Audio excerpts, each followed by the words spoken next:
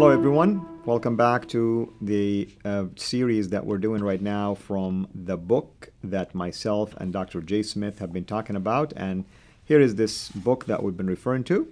It's the 20 examples of correction in early Quran manuscripts. And of course, as we mentioned, this is our dear brother Daniel Brubaker, who has done his PhD dissertation on the topic. And this is just a sample of some of the corrections that he uncovered as part of his research. And we're not talking only 20 that he came across. At least when he finished his research, it was 800. Now it's in the thousands. And that's why we wanted to take advantage of the fact that his new book is out, and we wanted to promote it for him, encourage all of you to go and get a copy of it and see for yourself some of these issues that we are assessing for you here in the show and criticizing basically the Quranic manuscripts, not the work of Dan, because he is reporting what his findings are. We're trying to do a critical assessment of the Quranic authenticity, accuracy, perfection, and completion based on these discussions. And of course, no better person to do this with me other than my dear brother, Dr. Jay Smith. Jay, welcome back, brother. Al-Fadi, thank you. This has been exciting. We've been having, actually, what we're really looking at is to see if there's any human intervention. Is there any intentional corrections? Have humans actually changed the script, manipulated, accreted it, erased it, in some cases covered it. So these are why Dan really wrote this teaser, and it is a teaser. It's to get people kind of get them ready for what he's really gonna put out, and that will be his tome for not only his doctor, but as you say, now it's in the thousands, and these will continue to accumulate. Now, what we stopped with number 13. Now let's go zip right into number 14. That's so let's correct. put that up, and let's look at number 14. And here is an eraser. From the top copy. This is the top copy that the Muslims love the most. This is the one they assume is the standard bearer of all the archaic manuscripts, and we're finding it's not the one you really should have used. Now, this is Surah 4, Ayah 167, and you can see, look at number 1, the green arrow. Take a look at the green arrow, which is right in the middle. And you will see there's an eraser there. Can you see? It's very faint. It's an eraser of the first letter of Allah, okay? There is the Aleph of the first letter of Allah. That's the green arrow. Now come down to number 2, the blue arrow. And here is the second eraser on the next line, which shows the shadow of what was first written. So you can still, it wasn't a very good erasing. They didn't do a very good job, which was Allahi. Good. Which is Allah has already. There's the blue arrow. So we can actually read it because they just didn't do a good enough job of getting rid of it. And then we jump up to the yellow arrow. That's number 3. The arrow number 3 is another eraser, and this is found on number 10. But we don't know. We haven't really looked into this yet. So we're going to come. That's something that Dan has yet to do.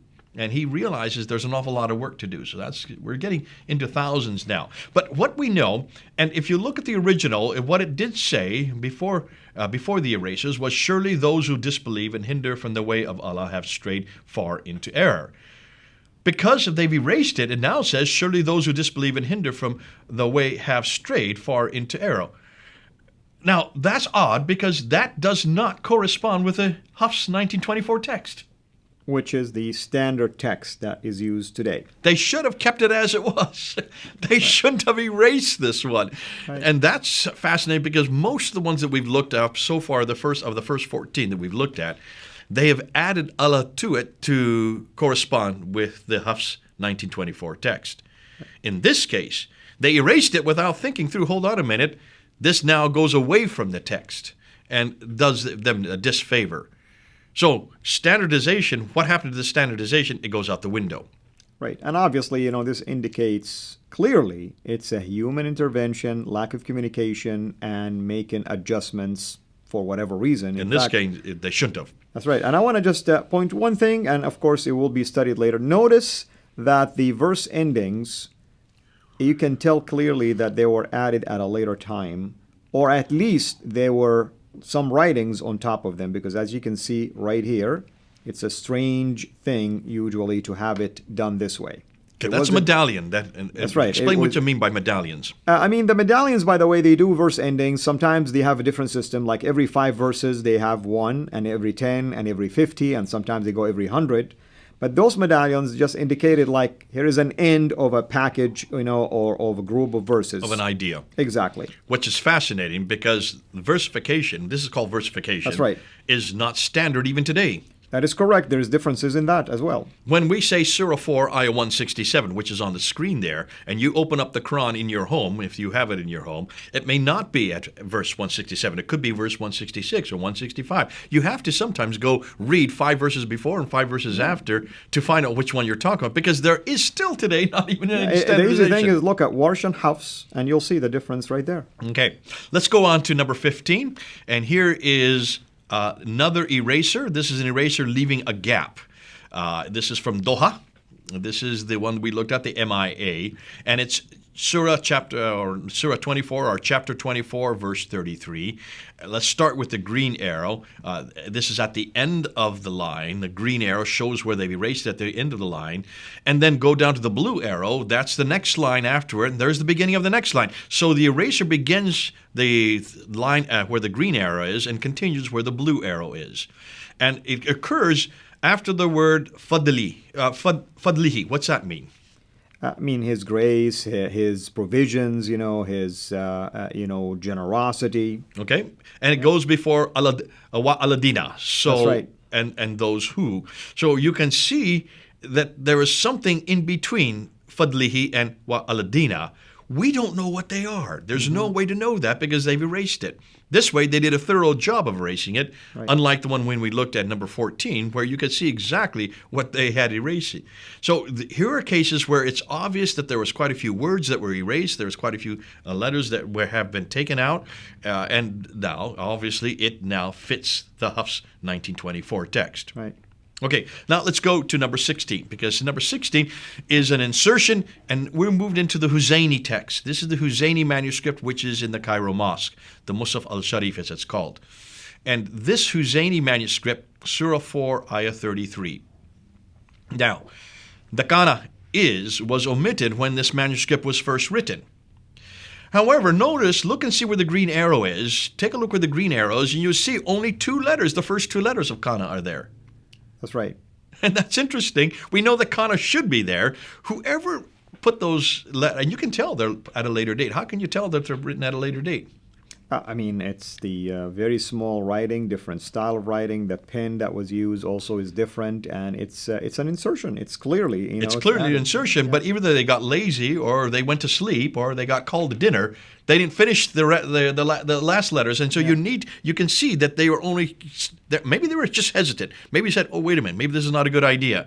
So fascinating that you see that kind of insertions, which is not a very well done insertion. Obviously, it's in the wrong place. But if they had got the entire word there, kana, then it would say, and Allah has power over all things, which is what we found in the 1924 Hafs text that was created in Cairo and made official in Egypt in 1936 and then made official around the world in 1985, 34 years ago. Yeah, so this is kind of like an affirmative, basically, statement saying that He is indeed has power over all things.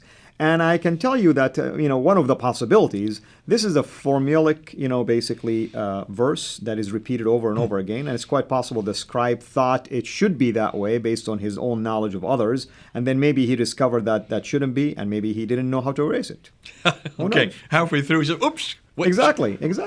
Or maybe he didn't get authority from those who are above him. That too. We have no idea. But it's fascinating because that shows that even when they try to correct it, they don't always get it correct. Yeah. Number 17. Here we're looking at the NLR, the National Library of Russia, the Marcel number 11, and we're looking at Surah 33, verse 9. And all but the first 2 letters of the Ni'mat Allah, the favor of Allah, have been written over. Say it again? Ni'matullah. Okay, gotcha. Yeah. And it's that have been written over an eraser. You can see that there's an eraser underneath. You can see it's written in a different ink. It's written with a different nib, and of course, it's done by a different scribe, and it's also bunched together. It's not as big as the other letters around it, later words around it, so it's been bunched together. So the original would be Nimatihi, his favor. Ni'mati, yeah. No. But now the current is Ni'mat Allah, the favor of Allah. Yeah, so here there is a classic example of changing that inseparable personal pronoun, the ha in this case, the ending, and indicating that this ni'matuhu, the ha here applies to Allah. So they did that, and there's a number of examples that Dan talks about in relation to this. Yeah, and to be fair, Dan loves to look at the ones where Allah has been added. Here's another case of that. Yeah. It now conforms with the 1924 Hafs text. Let's go to the next one, 18. 18 is, again, the National Library of Russia. It's Marcel, the collection, Marcel's collection, number 7, Surah 6, Ayah 40. Look where the green arrow is, and you can see the word the hour has been written above the line. Now, why is it you can tell that this is a later edition? Again, you look at the nib, narrower. It's obvious that it was inserted in an odd space, different writing style, and many other things, that indicate that. Now, obviously, you can see that this may have been just a clumsy mistake, because the original would say, it says, "Say, tell me if Allah's torment comes upon you, or comes upon you, would you then call upon?" That doesn't make sense, even grammatically doesn't make sense. So now with the hour, it says, "Say, tell me if Allah's torment comes upon you, or the hour comes upon you." And you can see it was obviously they had to stick this in there at a later date. It now conforms with the 1924 Hafs text. Let's go to number 19. And this one, in some ways, back again to Allah again. This is from the National Library of Russia, Marcel, Volume 5 this time. And here you have Surah 34, verse 27. Now, what's fascinating, you have two words here, Huwa Allah. Which means what? He is Allah, or he is God. Okay, and you can see the huwa is out in the margin. That's right. So this is obviously a later edition. You can see that the text looks different. The scribe, you can tell it's written by a different scribe. In fact, it looks like a rather scratchy writing. It looks like the person was nervous when they wrote it. It's not very smooth like the other letters around it. We have no idea what they erased. Obviously, they erased something. I mean, it could be erased innahu to replace it hu Allah to make it clearer. It's possible. That's a possibility, but we don't know. But something was there that they did not like. Yeah, and obviously, you can see this now, as we've been saying over and over and over again, this now is standardized. This is now conforms it to the canonical text, right. The 1924 Hafs text. That's right. Now, I want to bring in one more before we get to the big one, but that we'll probably do for another episode. Let's just bring number 20, which is the last one he has in his book, sure. Before he gets to the additional one that he has added. And this is an erasure overwritten of nearly a full line. Now we're not just talking a word here, a word there, erasing it was here. Inserted. This is an entire line that has been inserted over a long erasure. This right. is from the Doha manuscript. Right. And it is Surah chapter 8, verse 3, Surah 8, and we want to verse 8. underline it so people can see what we mean. Right. Take a look. Look at that green line that Al-Fadi has just written. That's how much has been erased. That's a huge amount that has been erased. Now, there's no way that we can find out what used to be there. Currently, it now says, and out of what we have provided them, they spend. And you can read it right there in the Arabic. Why don't you read it in Arabic so you can see what they've written over top? Because apparently they wanted to add, theologically speaking, something in here, or they wanted to match a current reading, for instance. Well, the reading that I see there is wa mimma razaqnahum. وَمِمَّا رَزَقْنَاهُمْ يُنْفِقُونَ. Out of what we have given them or provided to them, they are spending. And you can also see at the very far left, you can see that the initial alif of the following verse is also added. So that had been missing, or it got erased by accident because they were a little bit too rambunctious. Right. They had to add that into. You can see it belongs to this later this later scribe, and it's the same color and the same size That's as right. the I mean, later it's very scribe. clear that the ink is darker, which means it's more fresh, more newer in age than the other ink. We're going to end with that now because the next one, which is one of the most damaging, I would really like to save for another episode. Absolutely, because we want you to take your time, we want to take our time assessing it, and we want our audience to benefit from it.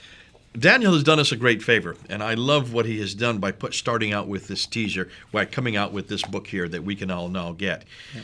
It's fascinating to me that somebody from the United States who has to do his doctorate in this area is the one who is actually coming up with these corrections, when these corrections have been there for years, for decades, in some cases for centuries. Absolutely. And, I want to give credit to the early Islamic scholars. While they didn't talk a whole lot about corrections, they at least took the liberty of talking about different readings and different way of presenting, ideas or phrases. And it seems to me, and Jay, correct me if I'm wrong, from my own research and findings, that the early Muslims did not really look that dogmatic when it came to the Quran. There was a process of fluidity, of progressively editing and correcting, and we've seen examples of how careless it was, because they're not trying really to cover up a whole lot of things, and maybe they didn't view the Quran the way our current Muslims are viewing it. And I wouldn't even say it's the current. I would say that this all probably comes out in the 10th and 11th century when Ibn Hazm started confronting the Bible over this very thing. That's right. It really comes out in the 11th century, and 1064 is when he introduces this idea that the previous scriptures have been corrupted, right, because he had a chance. He was probably the first one. That's almost 400 years after the fact that he finally looked at the biblical text and he noticed that it was different than the Quranic text. So he immediately says, the problem is the corruption of the earlier text. So once you make that accusation against the previous scriptures, then you're going to have to make sure that your scriptures don't have this problem. Correct. So now you can understand why this became an apologetic, not just a polemic. The polemic is out there. Once you put the polemic against the others, you're going to have an apologet against yourself. The earliest scribes didn't have that polemic. The earliest scribes, the ones who are the authors of these manuscripts that we're looking at, all the ones that put these manuscripts together, they just assumed that things would be changing. They just assume that these are things as you find better ones. They just assume as you start bringing other manuscripts and other schools together that they're going to have to make these changes. That's the one theory, and you're bringing it up. I would suggest there's even another theory, because this is why we have been repeating the same phrase over and over again. Amen. There is need for a standardization, but you cannot have a standardization unless you have a standard. That's right. And this is the reason why we have these theories, is like it shows the need really to do more and more research, textual criticism, studies on the Quran, so that we can continue to solidify maybe a viable theory behind why this was done. Nevertheless, what we're seeing so far is so damaging to what we began with, the assumptions that it's eternal and created, perfect, complete, and it's identical to what we have in our hand today. And unchanged. It is failing on every one of those Absolutely. letters. No, Absolutely. God would not make these kind of mistakes, so it's not eternal. Certainly, if you sent it down to Muhammad, why did he send it down so piecemeal with so many incorrections? And then, obviously, Uthman, if he was one that canonized it, if he had burned everything and that disagreed, well, he missed quite a few. If that were the case, I would say that that's probably spurious. But more so, why did Mujahid? Why didn't he get the seven readings? We know that the seven readings have nothing to do with what we're looking at. That's true. And the fundamental question is, who authorized Uthman or Ibn Mujahid or any of those who decided that the reading should be this way or that way? By what authority they are able to determine what is in heaven? Yeah. Okay. And with that, we are coming to the conclusion of this episode. We definitely are excited to do the other episode concerning this big, correction that we will be talking about. One of the most damaging that I have Absolutely. seen, and I'm so glad that Dan is putting it in there. He's putting it as an augment and almost an addendum, but what an addendum. Amen. Well, thank you, brother, as always. And what a joy, of course, to do this with you and to even serve the Lord with our dear brother Daniel Brubaker. Once again, I want to remind everybody this is a book you should have in your library. And this is a book you should use when you are having a discussion with your Muslim friends. We want to, of course, emphasize to everybody, including our Muslim friends, we're not here to attack you. We're here to share with you facts that, as Jay mentioned, they've been readily available for centuries, actually. Shame on those that hid them from you, did not even bother to tell you that such a thing exists until a man from the U.S. have to fly over to these locations, take photos of them, and tell you that, look what your early manuscripts have. And with that said, we need to pray for our Muslim friends that the Lord will open their hearts to the truth and they will begin to examine the book that they're following, just like we want them to examine the man that brought it. With that said, God bless you. Thanks for watching. Make sure to like and subscribe. Also, hit the bell so that you don't miss future videos. And please consider becoming a patron at patreon.com/Sira International. And together we can introduce Muslims to the gospel of Jesus Christ.